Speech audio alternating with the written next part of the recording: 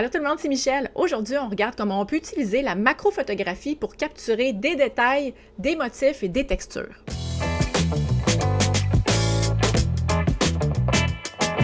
Premièrement, c'est quoi de la macrophotographie? C'est un style de photo qui permet de prendre des images de très près pour capturer des détails fins, des sujets vraiment très petits. La macrophotographie, ça peut inclure des insectes, des fleurs, des pierres précieuses. Idéalement, pour faire de la vraie macrophotographie, ça prend un objectif macro. Ça se trouve être des objectifs spécialisés qui sont vraiment conçus pour permettre de se rapprocher de très près d'un sujet tout en conservant une bonne netteté. Et je vais vous dire un vrai objectif macro qui est dédié pour ce style de photographie-là. C'est clairement indiqué dessus macro et c'est des objectifs à focale fixe. Il y a différentes longueurs de focale d'objectifs macro. Donc, par exemple, vous pouvez avoir une macro 35 mm, une 50 mm, une 90 mm.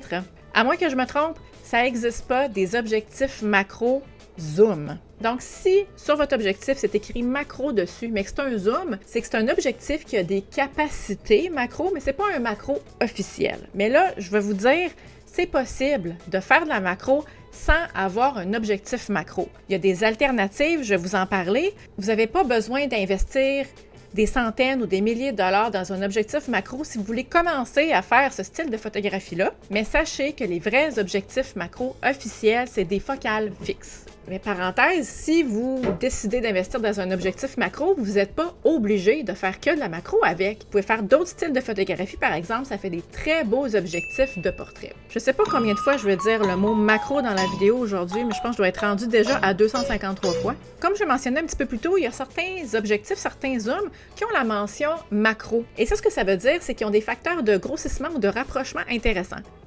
Là, vous ne le voyez pas, mais il y a une lutte qui est en train de se passer à côté de moi. Excusez-moi s'il y a un petit peu de bruit de fond. Il y a des choses que je ne peux pas contrôler dans la vie. C'est aussi possible de faire de la photographie de type macro avec un téléobjectif. Donc, si par exemple vous avez un 100-400 mm, vous zoomez au maximum à 400 mm, bien là, vous allez être capable de cadrer très serré sur un motif ou sur une texture. Et d'ailleurs, vous allez voir plusieurs images que j'ai prises dans la vidéo aujourd'hui, que vous allez voir défiler, qui ont été prises avec un zoom. Ça donnait vraiment des très beaux résultats. Et il y a aussi l'option de bague macro.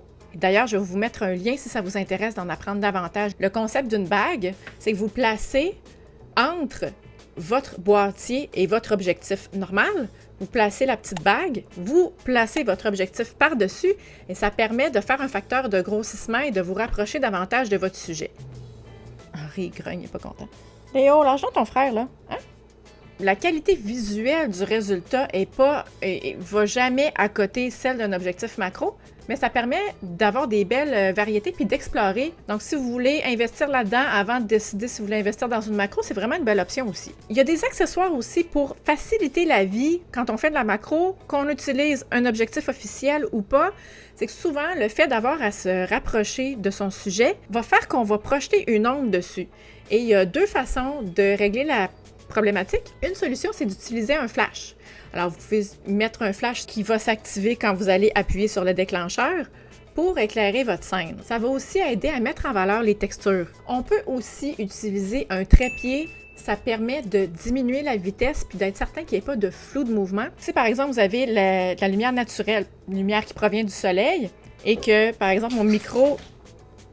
Je ne sais pas qu'est-ce qu'il y avait dans leur croquette aujourd'hui. Par exemple, si je veux prendre en photo le micro, et que je suis vraiment vis-à-vis dessus, je vais projeter une ombre. Et si je mets un trépied et que je me recule, ben ça va aider un petit peu aussi à ce qu'il y ait plus de lumière qui se rende à mon sujet. Quelques techniques pour obtenir des belles compositions en photo de macro. L'avantage, ou le désavantage, je ne sais pas comment on voit ça, c'est qu'on prend de tellement près un sujet et c'est tellement en détail qu'on va bouger de quelques centimètres et ça peut changer complètement la composition d'une photo. Alors, c'est super facile de modifier la manière dont une image va se présenter. Souvent, quand on fait de la macro, c'est qu'on veut vraiment mettre en valeur le sujet, alors c'est encore plus important de se rapprocher et d'utiliser la technique qu'on appelle remplir le cadre.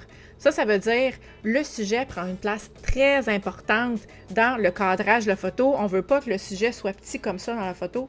On veut qu'ils prennent toute la place. Vous pouvez aussi jouer avec l'angle de la lumière. Alors, la lumière latérale va avoir un effet différent d'une lumière à contre-jour ou d'une lumière frontale. Chaque lumière a ses avantages. Donc, selon la vision que vous avez, vous pouvez simplement que tourner autour de votre sujet pour changer la manière dont la lumière va avoir un impact dans votre photo. Pour en apprendre davantage, je vais vous mettre un lien juste ici. Vous pouvez aussi jouer avec la perspective et les angles de vue. Est-ce que vous voulez vous placer en plongée, donc un petit peu plus haut de votre sujet?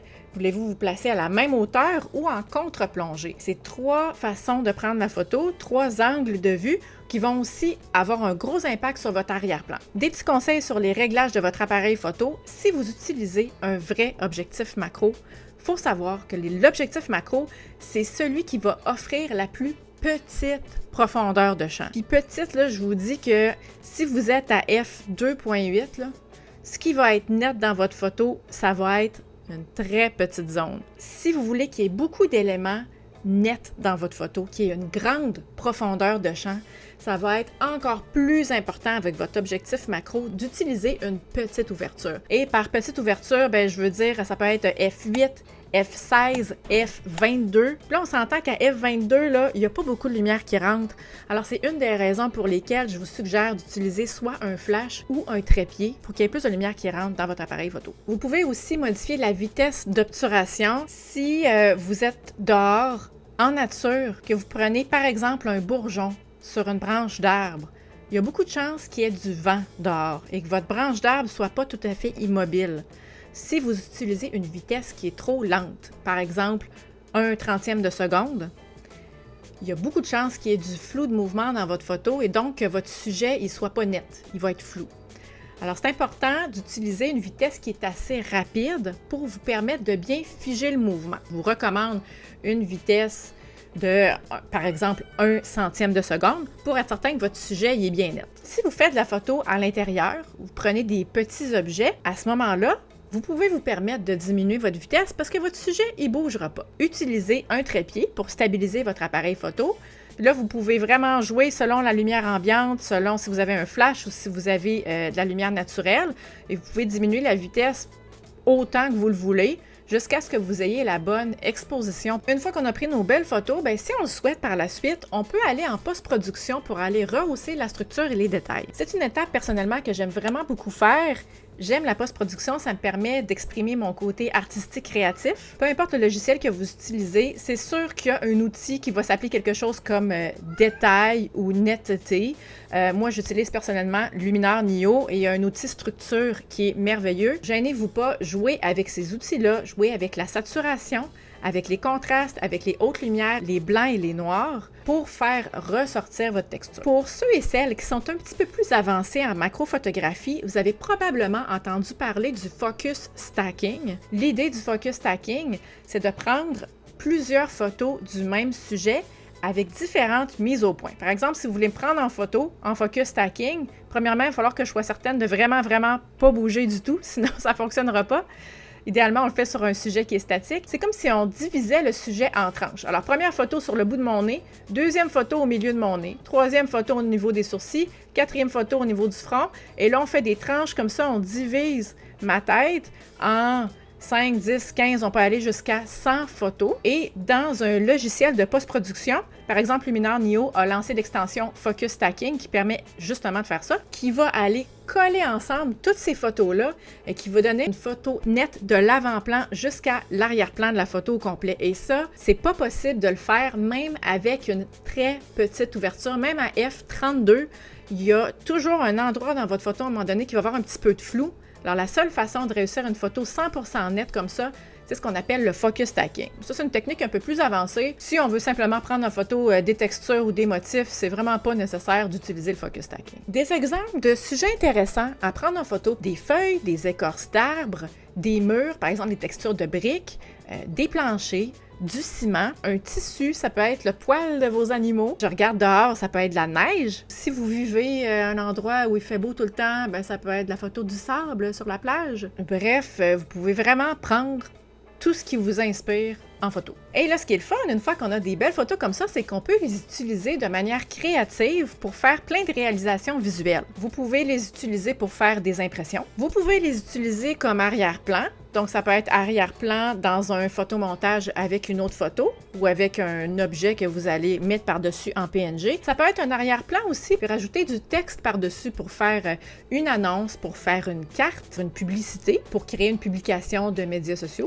Vous pouvez même l'utiliser aussi comme arrière-plan sur un site web. Donc, vous voyez, c'est intéressant de se monter une banque de photos de textures pour pouvoir les utiliser après. J'ai personnellement créé 2 collections de textures, une qui s'appelle Nature et urbaine et l'autre qui s'appelle Jour de neige. Si ça vous intéresse de mettre la main là-dessus, je vais vous mettre le lien juste en dessous. Donc, ça fait le tour de notre sujet de macro pour cette semaine. Si le contenu de la vidéo vous a été utile, je vous invite à le partager. Je vous invite à vous abonner. Si vous avez des questions, des commentaires, gênez-vous pas, mettez-moi ça juste en dessous. Merci beaucoup d'avoir été là, puis on se dit à la semaine prochaine pour une autre vidéo. Bye!